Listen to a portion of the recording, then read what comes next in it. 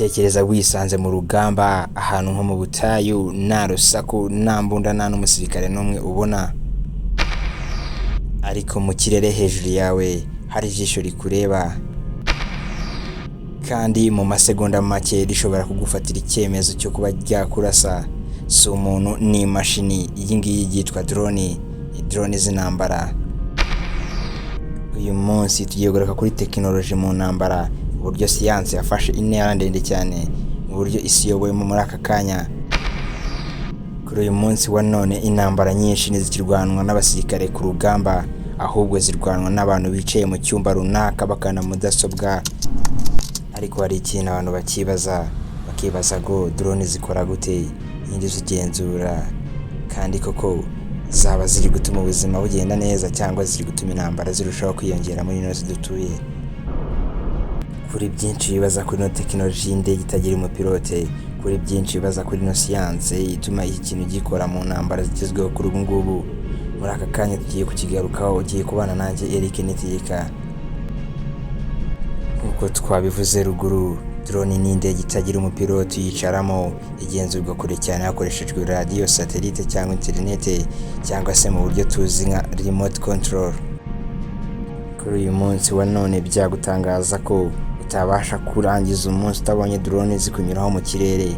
Uyu munsi drone ziri hose, zifata amashusho mu bukwe, zigatanga imiti mu bitaro, zikagenzura imirima y'abahinzi, byinshi cyane zikora. Ariko twe muri aka kanya ntabwo tugiye kwibanda muri ibyo bice zikoreshwamo, ariko tugiye kwibanda ahanini cyane aho zikoreshwa mu gisirikare. Aho niho zahinduye amategeko y'intambara burundu. Gusa ndabizi kuri wowe utekereza ko drone ari ikintu gishyashya, kandi n'abandi benshi batekereza ko drone ari ikoranabuhanga rishya, ariko si byo. Ese wari uzi ko igitekerezo cya drone cyatangiye mu myaka irenga 100 ishize?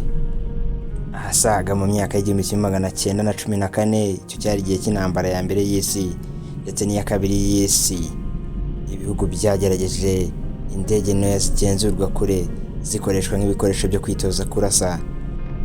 Gusa muri icyo gihe ntizari zifite kamera cyangwa intelligence. Izi zari indege ntoya gusa zituma abasirikare babasha kumenya kurasa ibintu biri mu kirere. Gusa ntibyafashe igihe kirekire, uko ikoranabuhanga ryazamukaga, kamera ziranozwa, GPS iravumburwa na internet iriyongera, nibwo drone zatangiye guhinduka intwaro zikomeye cyane muri iki gihe turimo ubu ngubu. Ahasaga mu mwaka w'1990, Leta Zunze Ubumwe za Amerika yakoze drone yiswe Predator. Iyo drone yashoboraga kuguruka amasaha arenga 20 idahagarara, igafata amashusho y'ahantu hose, kandi ikabasha no gutera misile. Izi ngizi zikunze gukoreshwa cyane mu bikorwa by'ubwiyahuzi. Kuva ahasaga muri iyo myaka, intambara ntizongeye kuba zimwe, zahinduye isura zizamo tekinoloji, aho abantu barwana ubwabo bakoresheje ikoranabuhanga, nta mbona nkubone yabayeho.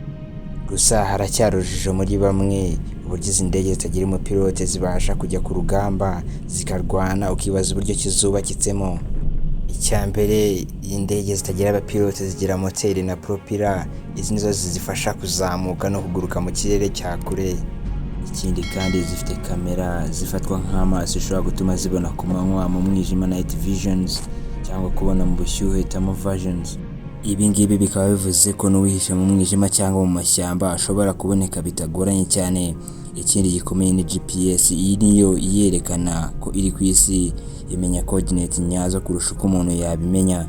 Hanyuma nanone izi drone z'intambara nanone zikagira itumanaho rya hatari, communication system, aho drone ivugana n'umupilote uyikontorora ari kure, rimwe na rimwe no ku wundi mugabane w'isi.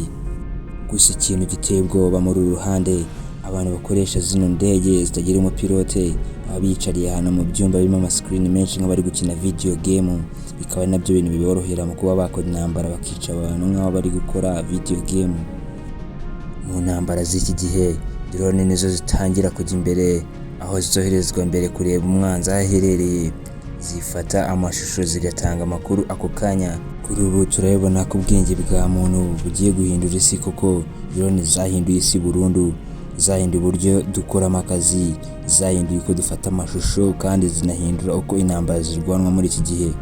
Uyu munsi imashini ishobora gufata icyemezo ku buzima bwawe, ugomba gupfa cyangwa ugomba kubaho. Gusa ikibazo gisigaye ni iki? ejo hazaza intambara zose zizaba zirwanirwa n'imashini cyangwa abantu tuzasigara turi abarebera gusa. Niba wakunze iyi documentary kanda like, subscribe kandi umbwire indi tekinoloji wifuza ko tuzagusobanurira ubutaha. Njye twabanye ni Eric Nitegeka, tuzongera kubonana mu kindi kiganiro cy'ubutaha.